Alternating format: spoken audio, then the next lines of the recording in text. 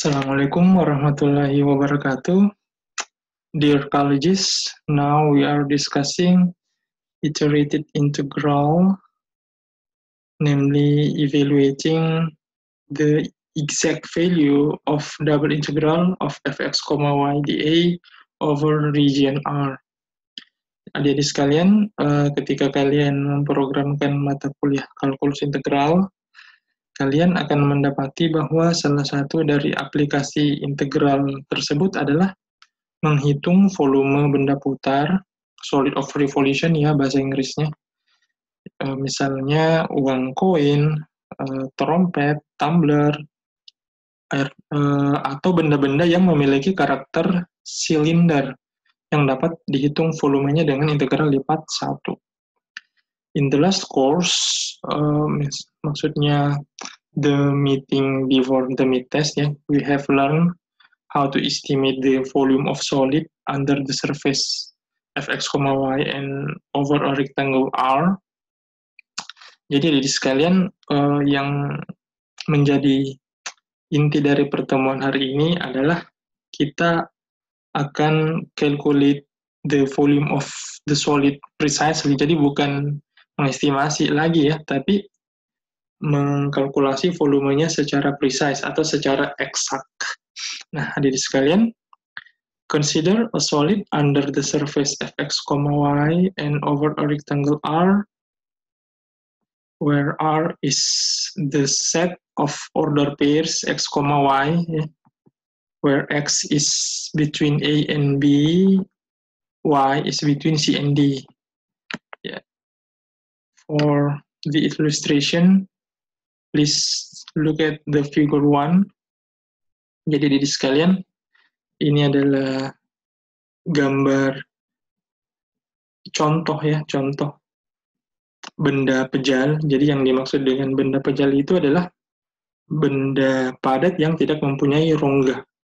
Jadi saya tegaskan sekali lagi, benda pejal itu secara harfiah adalah benda padat yang tidak mempunyai rongga.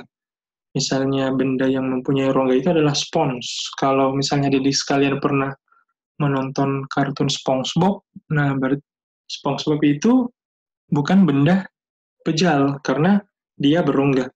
Tapi adik sekalian, secara makna, benda pejal yang dimaksud pada materi ini adalah keseluruhan bagian dari benda yang kita maksud itu kita hitung volumenya. Jadi jangan menganggap bahwa benda yang berisikan udara, ya misalnya balon, itu bukan domain pembicaraan dari materi ini. Ya. Selama seluruh isi dari balon tersebut itu kita hitung volumenya, ya. Jadi itu maknanya. Saya harap semoga dipahami. Ya. Yang dimaksud dengan under the surface fx, y itu benda ini itu beratapkan permukaan ya set by function f of x, y. Dan over a rectangle R itu yang dimaksud adalah benda ini berada di atas suatu bidang datar berbentuk persegi panjangnya yang kita simbolkan dengan R. Adik-adik sekalian, ini merupakan materi pengantar ya sebenarnya, karena nantinya kalian akan mempelajari how to calculate the volume of solid over a plane figure which is not rectangular. Jadi nantinya kalian akan mempelajari bagaimana menghitung volume jika benda tersebut yang dimaksud itu berada di atas daerah yang bukan berbentuk persegi panjang. Nah, jadi di sekalian kita bisa lihat batas-batas dari region R ini, daerah R ini, itu konstan ya. Kita lihat batas yang di belakang itu mempunyai batas yang konstan, X sama dengan A, yang di depan X sama dengan B, jadi nilai-nilai X itu tidak berubah. Semua nilai-nilai X yang berada pada batas ini itu mempunyai nilai X sama dengan B. Demikian juga dengan ini, batas yang kiri, Y sama dengan C, dan Y sama dengan D. Oke, lanjut. To determine the volume of this solid, we use Riemann method. as you have found in calculus integral course. Jadi di sekalian tentunya kita slice it ya, slice the solid into thin slabs atau irisan-irisan yang tipis, kita iris ya. Jadi anggaplah ini adalah misalnya daging atau kue ya. Kita iris menjadi irisan-irisan yang tipis, dan visualisasi irisannya bisa Anda lihat di gambar 3 ya, seperti ini. Nah, adik-adik sekalian, jika kita mengiris ya, kita asumsikan irisannya itu atau tebalnya itu konstan dan kita simbolkan dengan delta Y seperti ini. Jadi setiap irisan itu mempunyai lebar yang ya, kita asumsikan konstan saja atau tetap untuk lebih mudahnya ya, dan kita simbolkan dengan delta Y. Nah, setiap irisan tentunya mempunyai permukaan ya, baik di sebelah kiri ataupun di sebelah kanan, dan ya, misalkan kita ambil yang di sebelah kanannya saja, itu tentunya dia mempunyai luas atau area yang kita simbolkan dengan A, E ya, E.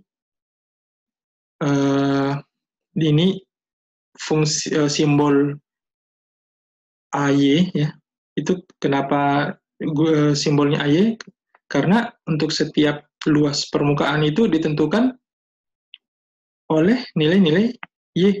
Jadi misalnya jika kita mengiris kue ini misalnya ya, kita iris di sebelah kiri, tentunya luas permukaan yang diperoleh itu will be different to the area of the slice in the right side. Jadi untuk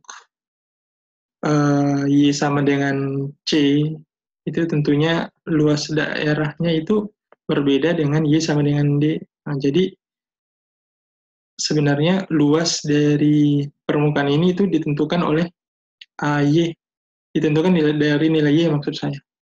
Makanya simbolnya adalah fungsi A of Y atau AY. Ya. Nah, adik sekalian, untuk volume tiap-tiap irisan itu kita dapat simbolkan dengan delta V, which can be approximated ya, by the product of A of Y and delta Y. Nah, jadi saya tandai merah di sekalian agar menjadi bahan diskusi kita nantinya pada saat kuliah secara live.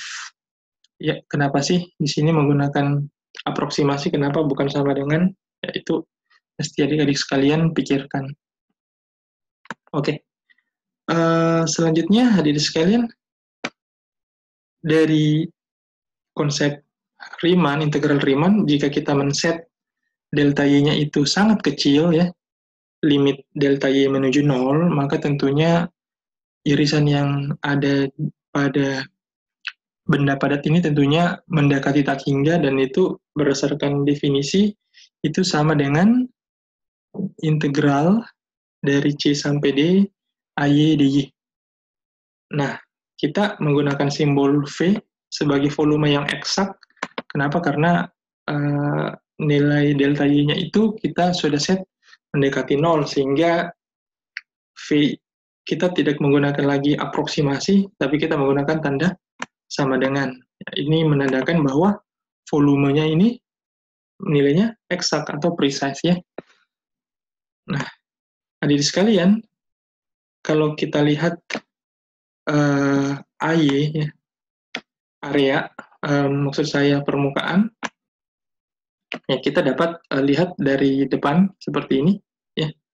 Dan AY itu dia dibatasi oleh X sama dengan A, X sama dengan B, dan Z. Ya, kalau kita lihat, perhatikan adik-adik sekalian, irisan ini, ya, pada koordinat kartesius dimensi 3, daerahnya dibatasi oleh X sama dengan A, yang ini, X sama dengan A, X sama dengan B, dan juga Fx, Y. Ya. Jadi, dapat kita kalkulasi luasnya ya, luas permukaan itu secara eksak dengan konsep integral Riemann fx integral dari A ke B fx, y dx. Kenapa di sini fx, y? Kenapa? Karena ya yang membatasi dari atas itu adalah fx, y. Ini kan juga merupakan bagian dari fx, y. Ya. Sehingga menghasilkan persamaan 2. AY sama dengan integral dari A ke B fx, y dx. Jadi kalau kita substitusi ya AY di persamaan 1 pada AY pada persamaan 2, maka diperoleh volume ya, yang eksak, yakni jadi ini merupakan simbol ya yang kita pelajari di pertemuan yang lalu. Jadi volumenya sama dengan integral dari A sampai B fx, y dx. Perhatikan ya, ini ya, sebagai representasi dari AY, dan kita integralkan lagi dari C ke D, dy. Ya. Nah, adik-adik sekalian, dengan cara yang sama, apabila adik-adik sekalian, ini kan kita mengirisnya dengan pisaunya itu sejajar dengan bidang XZ. Nah, bagaimana jika kita mengiris benda ini dengan pisaunya itu sejajar dengan bidang YZ, maka akan diperoleh rumus seperti ini. Ya. Perhatikan adik-adik sekalian, integralnya ya, untuk integral yang di dalam dia dy, tapi kita perhatikan batasnya. Jika kita integralkan terhadap y, maka yang menjadi batas itu adalah c dan d ya, seperti ini. Dan jika kita integralkan terhadap x, maka batas pengintegralnya tentunya adalah a dan b. Jadi adik-adik sekalian mesti hati-hati untuk urutan pengintegralan ya, jangan sampai kalian menukar pengintegralannya, tapi adik-adik lupa menukar batasnya. Jadi volume untuk dx dy dan dy dx itu sama. Oke, sekarang kita bahas contoh 1. Sketch and find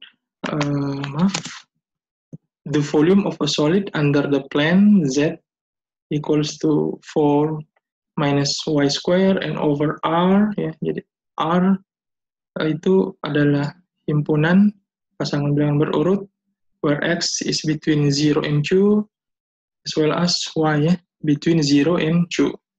Oke. Karena kita tidak hanya diminta untuk menentukan volumenya ya, but also juga kita sketch the solid-nya. Oleh karena itu kita butuh pengetahuan geometri analitik ya. Jadi kita tetapkan dulu ya, ini merupakan fungsinya z sama dengan 4 kurang y pangkat 2. Nah, caranya oke, baik, kita akan gambar ya untuk lebih mudahnya.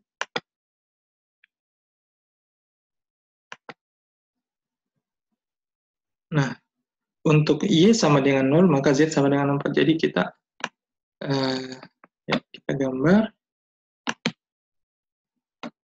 ya, kurang lebih seperti ini. Ini adalah sumbu y misalnya. Ini adalah sumbu z. Ya. Untuk y sama dengan 0, maka z sama dengan 4 ya, kurang lebih mungkin di sini.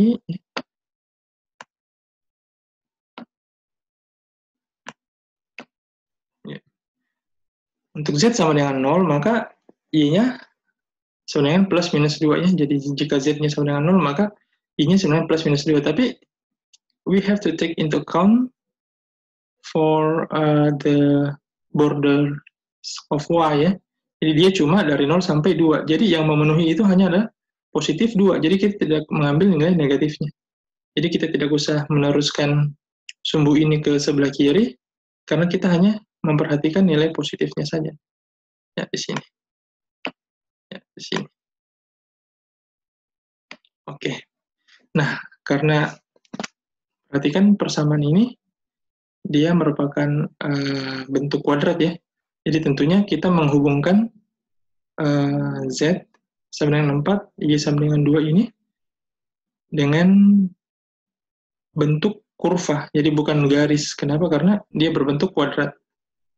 Ya, ya, seperti ini. Nah, jadi adik-adik sekalian, kita bisa menggambarnya di ruang ya. Ya, ini karena sudah tersedia sumbu Y dan sumbu Z, dan memang ini adalah posisi yang standar, kita bisa menggambarkan sumbu yang ketiga, yakni sumbu X. Ya, jadi adik-adik sekalian, untuk batas-batas X itu dari 0 sampai 2, jadi kita tidak usah menggambarkan sumbunya ya terus ke belakang, kita hanya memperhatikan nilai-nilai X yang juga positif. Jadi dia hanya sampai di 2 ya, misalnya sampai sini saja. Jadi kita bisa tentukan gambar persegi panjangnya. Ya, jadi ini adalah titik sud. Nah, ini adalah persegi panjang R. Iya. Nah, karena ini di dimensi 3 dan ini adalah kurva ya, kita bisa trace kurva ini ke kanan, kita tidak usah trace ke belakang. Maksud saya, kita trace kurva ini ke depan, kita tidak usah men-trace-nya ke belakang karena tidak ada nilai-nilai X dan Y yang negatif. Cukup ke depan saja. Ya, sejajar dengan sumbu X. Oh ya, ini penanda bahwa dia adalah sumbu X. Ya. Ini harus sejajar dengan sumbu Z, kita gambar. Ya. Lalu kita hubungkan. Oke, jadi benda padat yang dimaksud itu sketsanya seperti ini. Ya, kurang lebih jika kita lihat dari samping, ini adalah gawang ya. Suatu gawang yang biasanya adik-adik sekalian lihat dalam permainan sepak bola. Oke, dan inilah benda yang kita akan tentukan volumenya dengan menggunakan iterated integral atau integral berulang. Nah, adik-adik sekalian, untuk pemodelannya tentunya yang berada dalam yang menjadi integran atau fungsi yang diintegralkan itu tentunya adalah Z, yakni 4 minus Y square. Ya, perhatikan jika kita men-set dx ya, kita mengintegralkan terhadap x, maka batasnya perhatikan ya, untuk x itu 0 sampai 2, ini kebetulan sama ya. Jadi ini tidak jadi masalah dx dy. Nah, technically kalau kita mengintegralkan seperti ini, artinya kita mengintegralkan terlebih dahulu with respect to x ya, terhadap x. Jadi segala sesuatu yang tidak mengandung nilai x itu dianggap sebagai konstan ya. Jadi 4 ini konstan, y kuadrat ini karena walaupun dia variabel sebenarnya, tapi karena kita mengintegralkan with respect to x, then it is considered as constant also ya.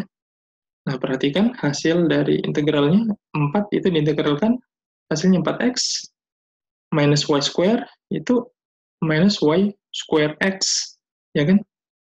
Jadi dia dikalikan dengan x from 0 to 2. Kalau kita substitusi, menghasilkan 8 minus 2y squared. Oke, lanjut. Selanjutnya, kalau kita sudah mendapatkan hasil integral ya untuk yang di dalam, kita integralkan lagi yang di luar, yakni terhadap dy. Nah, hasilnya bisa di sekalian lihat ya, dan hasil akhirnya adalah 32 over 3. Oke. Ya, baik. Nah, bagaimana kalau kita menukar ya urutan pengintegralannya? Kita mengintegralkan firstly with respect to y and next with respect to x, atau dy dx. Perhatikan ya, ini ya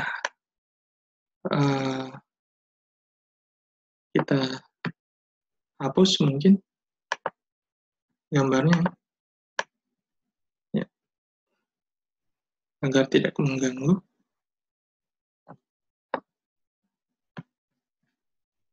Oke, jadi kita integralkan terhadap Y.